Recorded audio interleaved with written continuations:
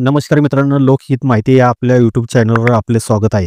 मित्रांनो, तुम्ही जर मोदी आवास घरकुल योजनेचे लाभार्थी असाल तर तुमच्यासाठी आनंदाची बातमी आहे. मित्रांनो, मोदी आवास घरकुल योजनेच्या निधी वितरणासंदर्भात नवीन जी-आर आलेला आहे आणि तुमच्या घरकुलाचा जो काही निधी मिळायचा बाकी असेल तो लवकरच तुम्हाला वाटप करण्यात येणार आहे. तर मित्रांनो, की जी-आर काय आहे, यामध्ये काय माहिती देण्यात आलेली आहे, याबद्दलची थोडक्यात माहिती आपण या व्हिडिओच्या माध्यमातून पाहणार आहोत. तर चला मित्रांनो, व्हिडिओला सुरुवात करूया.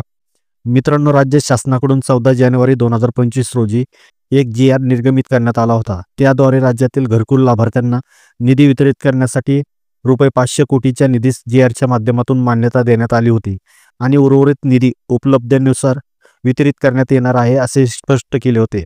आणि त्याचकरता शासनाकडून मोदी आवास घरकुल योजनेअंतर्गत निधी वितरित करण्याबाबत 12 फेब्रुवारी 2025 रोजीचा हा नवीन शासन जी-आर निर्गमित करण्यात आला आहे.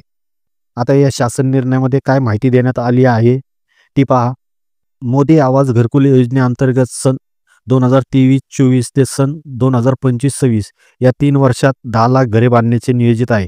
त्यानुसार सन 2023-24 या वर्षाकरता 3 लाख घरकुलाचे उद्दिष्ट राज्य व्यवस्थापन कक्ष ग्रामीण गृहनिर्माण यांना देण्यात आले असून त्याकरता एकूण 3,788 कोटी 59 लाख रुपये फक्त इतक्या निधीची आवश्यकता आहे.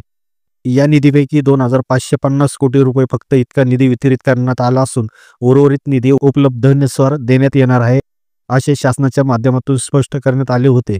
आता मोदी आवास घरकुल योजनेअंतर्गत फेब्रुवारी महिन्यात घरकुल लाभार्थ्यांना निधी वितरित करण्यासाठी 750 कोटी रुपये फक्त इतका निधी संचालक राज्य व्यवस्थापन कक्ष ग्रामीण गृहनिर्माण सिडको भवन CBD बेलापूर नवी मुंबई यांना वितरित करण्यास या शासन निर्णयाद्वारे मान्यता देण्यात येत आहे. त्यामुळे मित्रांनो, लवकरच हा निधी घरकुल लाभार्थ्यांच्या खात्यावर थेट DBTद्वारे जमा होणार आहे. तर मित्रांनो, अशी ही मोदी आवास घरकुल योजनेसंदर्भात महत्त्वपूर्ण अशी माहिती होती. ही माहिती आपल्या जवळच्या घरकुल लाभार्थी मित्रांना नक्की शेअर करा. धन्यवाद.